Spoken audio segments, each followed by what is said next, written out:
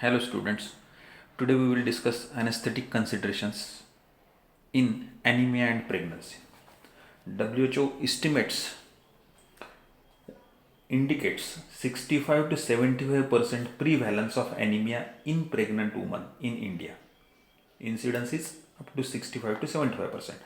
Half of the global maternal deaths are due to anemia and they occur in South Asian countries. Of these, 80% are contributed to the India. Now we will see the definition of anemia. Anemia is a quantitative and qualitative deficiency of hemoglobin or red blood cells in the circulation. It results in reduced oxygen carrying capacity to organs and the tissues. Anemia in pregnancy, as hemoglobin concentration is less than 11 gram per deciliter or hematocrit less than 0.33 in first and third trimester, while in second trimester a fall of 0.5 gram per deciliter is adjusted for increase in plasma volume and value of 10.5 gram per deciliter is used. In India, lower limit of 10 gram per deciliter is accepted. Now we will see the classification of anemia. Anemia during pregnancy may be classified based on etiology. Number 1, physiological anemia of pregnancy. Second, acquired. In acquired, again there is nutritional. Nutritional will consist of iron deficiency anemia, folate deficiency and vitamin B12 deficiency. Infections like malaria, hookworm infestations. Hemorrhagic, acute or chronic blood loss. Then bone marrow suppression, aplastic anemia, drugs and renal diseases. And third is genetic. In the genetic, hemoglobinopathies, sickle cell disease, thalassemia.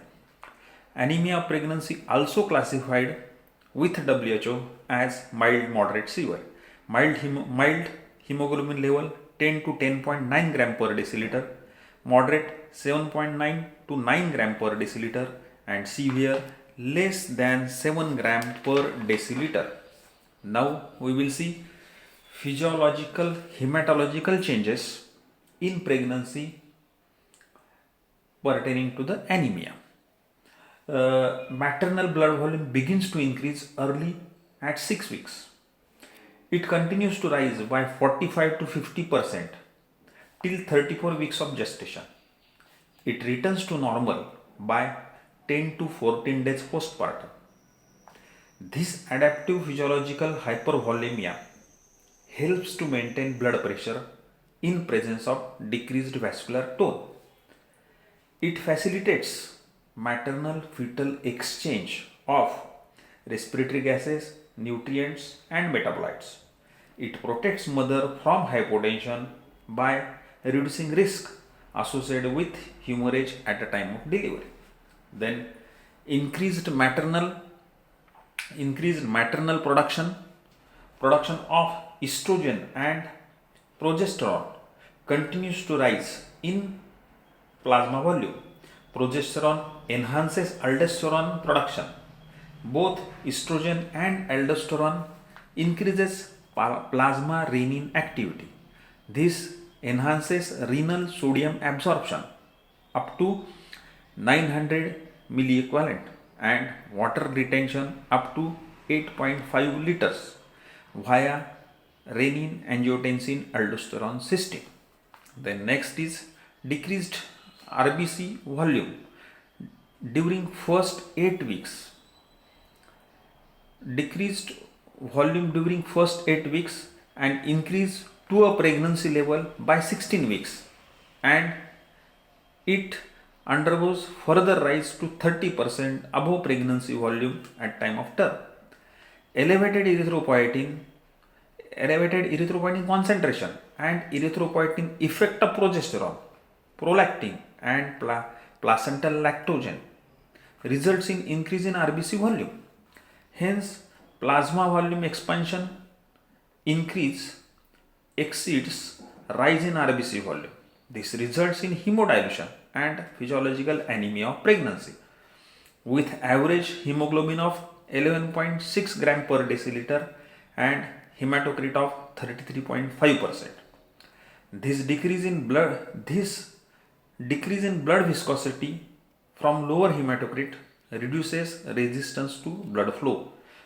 As a compensatory mechanism, if hemoglobin less than 10 gram deciliter, other causes of anemia should be considered. Then we will see the pathophysiology of anemia. Brief: normal and compensatory oxygen delivery mechanism in anemia. Oxygen is carried in blood in two forms. One, physiological solution in plasma, that is dissolved from. Another, reversible combination with hemoglobin, that is oxyhemoglobin. Now we will see oxygen content of blood. Arterial blood contains 0.3 ml of oxygen in 100 ml of blood at partial pressure of 100 mmHg and temperature 37 degrees centigrade. This small quantity reflects tension of oxygen in blood and affects and acts as pathway for supply of oxygen to hemoglobin and transfer of oxygen to the cells. Majority of oxygen carried in blood in combination with hemoglobin. As blood leaves lung, hemoglobin reversibly binds to 4 molecules of oxygen, which equals to 1.37 to 1.39 ml per gram of hemoglobin. Therefore, oxygen content of the blood is a quantity of oxygen contained in red cell added to quantity dissolved in plasma, defined as a volume of oxygen in ml carried in 1 deciliter of blood. It is calculated by formula. The arterial oxygen content in ml per deciliter of blood is equal to hemoglobin concentration in gram per deciliter multiplied by 1.37 is volume of oxygen in ml carried by 1 gram of fully saturated hemoglobin multiplied by SaO2, that is functional hemoglobin saturation, plus 0.0034, that is solubility coefficient of oxygen in plasma in ml of oxygen per deciliter in plasma in mmHg multiplied by PaO2, partial pressure of oxygen in millimeter of mercury. That means CaO2 is equal to hemoglobin multiplied by 1.37 multiplied by SaO2 plus 0.0034 multiplied by PaO2. Hence, oxygen content of blood where partial pressure of oxygen PO2 is 100 mmHg, the SaO2 is normal and hemoglobin concentration is 15 gram per deciliter is 20 ml. In anemia, hemoglobin concentration falls by 50%, that is 7.5 gram per deciliter. The oxygen content decreases to 10 ml per deciliter. Thus, hemoglobin and SaO2 are primary determinants of arterial oxygen content. This total quantity of oxygen in arterial blood delivered to tissue is function of cardiac output. Therefore, oxygen delivery is equal to CaO2, arterial oxygen content, multiplied by cardiac index multiplied by 10 ml per minute per meter square. Whenever anemia occurs, that is CaO2 decreases, cardiac output increases. As compensatory mechanism to maintain oxygen delivery to the tissues. The oxygen consumption VO2 is an important determinant of adequacy of tissue oxygenation. It is primarily determined by cardiac output and arteriovenous oxygen content difference, that is Ca minus VO2. The VO2 is equal to cardiac output into bracket CaO2 minus CVO2 multiplied by 10. Therefore, VO2 is equal to cardiac output into hemoglobin 1 into 1.37 multiplied by SaO2 minus SpO2. VO2 is equal to 230 to 250 ml oxygen per minute. Hence, oxygen extraction is 250 ml per 1000 ml of oxygen, that is 25%. In chronic anemia, cardiac output increases to maintain constant arterial venous oxygen content difference and oxygen extraction ratio. In anemic parturient, whenever oxygen demand rises acutely, SvO2 falls to enhance oxygen extraction along with further increase in cardiac output. Acute cardiac failure may result due to excessive strain on myocardium. Hence, increase in cardiac output should be less than 10 liters per minute. Adequacy of tissue oxygenation, that is tissue PO2, is judged by mixed venous partial pressure of oxygen. Normal value of PVO2 is 35 to 45 millimeters of mercury. It falls to 26 mmHg in severe anemia and tissue hypoxia may occur. Apart from increase in cardiac output, increase in oxygen extraction, oxygen delivery is greatly affected by number 1, relationship between saturation of hemoglobin with oxygen and partial pressure of oxygen in blood. Now we will see the oxygen dissociation curve. The enhancement of oxygen uptake and release is a cause of sigmoidal shape of ODC. Enhancement of oxygen uptake and release. The sigmoidal shape is important as rapid descent allows large fraction of oxygen to be released to tissues with modest drop in partial pressure of oxygen. The partial pressure of oxygen in blood at which hemoglobin is 50% saturated is known as P50 and the value is 26.6 mmHg at pH 7.4.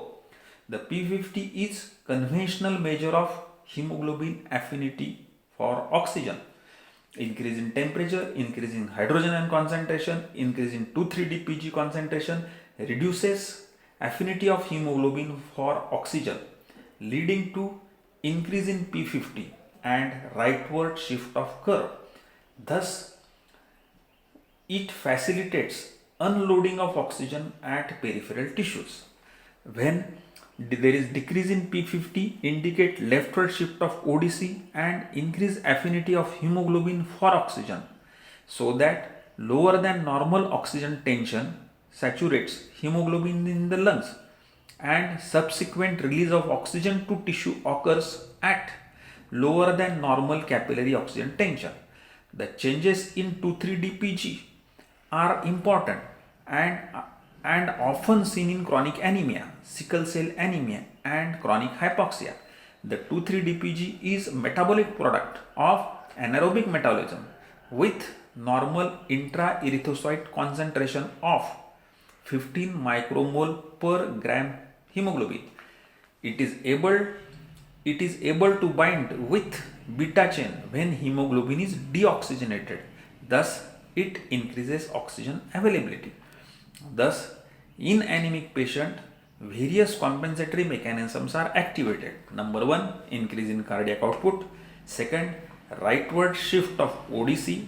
Third, decrease in blood viscosity. Fourth, increase in 2,3-DPG concentration in RBC. Fifth, release of renal erythropoietin leading to stimulation of erythroid precursors in bone marrow. Thus, through tissue oxygenation is not impaired during physiological or chronic anemia as a result of compensatory mechanism. These may be compromised in severe or acute onset anemia leading to right-sided heart failure, angina, tissue hypoxemia. This is about ODC. Now we will see anesthetic concentration, preoperative evaluation. The preoperative assessment, clinical assessment should focus at number 1, cause of anemia, type of anemia, severity of anemia and adequacy of compensatory mechanism. History suggestive of poor perfusion, can manifest as tiredness, easy fatigability in mild anemia, breathlessness, dyspnea, palpitation, angina in moderate to severe anemia. The signs of high cardiac output like tachycardia, wide pulse pressure, systolic ejection murmur may be seen. Then which investigations you will advise? Investigations number 1 CBC, second reticulocyte count, then peripheral smear, blood grouping, stool and urine analysis, ESR, blood urea serum creatinine, bilirubin level, serum proteins, iron, total iron binding capacity, vitamin B12 and folate levels, hemoglobin, electrophoresis and ECG. Now we will see the minimum acceptable level of hemoglobin and need for preoperative transfusion. Minimum acceptable level of hemoglobin does not exist. Healthy myocardium compensate for low hemoglobin or hematocrit level, that is hemoglobin level 7 to 8 gram per deciliter or hematocrit 21 to 24% in order to optimize oxygen delivery. Then we will see in patients with overt or silent episode of myocardial ischemia, that is diabetic parturients, level of 10 gram per deciliter, level less than 10 gram per deciliter carries risk of decompensation. Decision to perform RBC transfusion should be made on number 1 clinical, number 2 hematological ground. Then transfusion is rarely indicated in stable patient with hemoglobin more than 10 gram deciliter. Then it is always indicated when, it means blood transfusion is always indicated when hemoglobin is less than 6 gram per deciliter. If hemoglobin is less or in between 7 to 8 gram per deciliter in labor or postpartum period, decision to transfuse blood depends on symptoms, medical condition, contributing or continuing blood loss or threat of bleeding. The transfusion, because there are transfusion associated risks. These risks are pulmonary edema, immune suppression. This is about acceptable levels of hemoglobin. Then we will see the choice of anesthesia. The choice of anesthesia will depend on severity and type of anemia, extent of physiological compensation, then associated medical conditions, type and nature of procedure, anticipated blood loss. The main anesthetic consideration in chronic anemia is number 1 minimize factors interfering oxygen delivery, then prevent any increase in oxygen consumption, then optimize partial pressure of oxygen in the arterial blood. We should adhere to the following measures in perioperative period while giving either general anesthesia or regional anesthesia. Number 1 avoidance of the hypoxia. How will you avoid hypoxia? Number 1 pre-oxygenation is mandatory with 100% oxygen. Then oxygen supplementation should be given in peri and post-operative period to avoid hypoxia. Then maintenance of airway is important to prevent fall in FiO2 due to airway obstruction and difficult intubation. These are the things to be done to avoid hypoxia. Then during spontaneous ventilation technique, the spontaneous ventilation technique is suitable for short procedures. High FiO2 40 to 50% is administered to overcome the effects of hypoventilation. Then high concentration of volatile anesthetic agent depress the both myocardium as well as ventilation, resulting into undesirable decrease in oxygen flux. Another measure, aggressively treat and avoid conditions that increase oxygen demand. These like fever, shivering, acute massive blood loss leading to acute conditions leading to acute drop of hemoglobin less than 7 grams. Then nitrous oxide should be used cautiously in patients with folate and vitamin B12 deficiency. These are the measures to be done to avoid the hypoxia. Then another minimize drugs used, minimize drugs induced decrease in cardiac output. How? Number one, IV induction agent should be slowly titrated to prevent precipitous fall in cardiac output. Another method, careful positioning to avoid to minimize position induced volume shift. And mild tachycardia and wide pulse pressure may be physiological and should not be confused with light plane of anesthesia. Third factor is factor leading to leftward shift should be avoided. What are the factors? Number one, avoid hyperventilation to minimize respiratory alkalosis.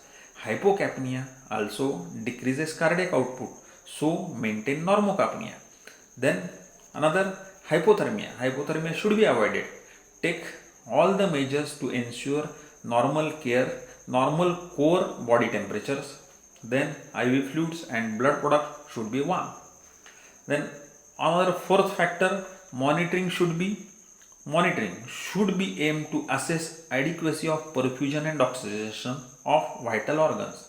The monitoring will include routine monitoring, that is ECG, NIBP, ETCO2, temperature, pulse ox, urine output, CVP, and you can have invasive arterial blood pressure monitoring, ABG analysis measurement of mixed venous PVO2 in severe anemia, for example placental previa and placenta accreta. It can be monitored. The serial hemoglobin and hematocrit values can guide to monitor ongoing blood loss. Fifth, regional anesthesia is preferred to a peripheral limb surgery. They are associated with reduced blood losses. Then we will see about the central neuraxial block. The central neuraxial block can be judiciously employed using either low dose spinal anesthesia along with adjuvant or intermittent dosing or continuous epidural. These are advantageous in providing good post-operative analgesia, then ability to provide supplemental oxygen, and it will decrease blood loss with stable hemodynamics. With central neuraxial block, there is risk of hypotension, hemodilation, and subsequent heart failure or pulmonary edema on the return of vascular tone. It is advisable to use vasoconstrictors to sustain blood pressure. The regional anesthesia can also cause worsening of the symptoms of subacute combined degeneration of spinal cord. So it should be avoided in parturients having overt vitamin B12 deficiency with neurological symptoms. This is about central neuraxial. Now we will see the special situation. In the special situation, we will see sickle cell disease. The sickle cell disease is a congenital hemoglobinopathy. Parturients with sickle cell anemia have increased incidence of preterm labor, placental abruption, placenta previa, and hypertensive disorders of pregnancy. Is in hemoglobin, yes, valine is substituted for glutamic acid at 6th amino acid in beta chains. This causes hemoglobin molecule to aggregate when deoxygenated. The hemoglobin begins to aggregate at PO2, partial pressure of less than 50 mmHg, with all getting aggravated at partial pressure of oxygen 23 mmHg. The factors which predispose the pregnant patient to the sickling are dehydration, hypothermia, acidosis, high concentration of hemoglobin S. The sickle cell anemia is a chronic anemia. There is marked ventricular hypertrophy secondary to increase in cardiac output, may lead to deterioration in ventricular diastolic function. The blood transfusion need to be given only when it is indicated. For example, severe anemia, hypoxemia, septicemia, renal failure, acute chest pain syndrome, aplastic crisis. The goal of transfusion is to achieve hemoglobin concentration more than 8 gram per deciliter and hemoglobin A more than 40% of the total hemoglobin. The anesthetic management should consist of avoid hypoxemia, hypovolemia, hypothermia, acidosis, and provide good post-operative analgesia and intraoperative analgesia. Both neuraxial and general anesthesia are acceptable. Another condition we will see about the thalassemia. It is a diverse group of microcytic hemolytic anemias. There is reduced synthesis of one or more polypeptide globin chains. Advances in management of beta thalassemia measure, that is by extensive blood transfusion and chelation therapy, have prolonged life expectancy. Higher blood transfusion in pregnancy worsens hemosiderosis and cardiac failure. The major anesthesia considerations are due to number 1 chronic anemia, second resultant tissue hypoxia, third multiple transfusions leading to increased iron load in myocardial cells and difficult airway.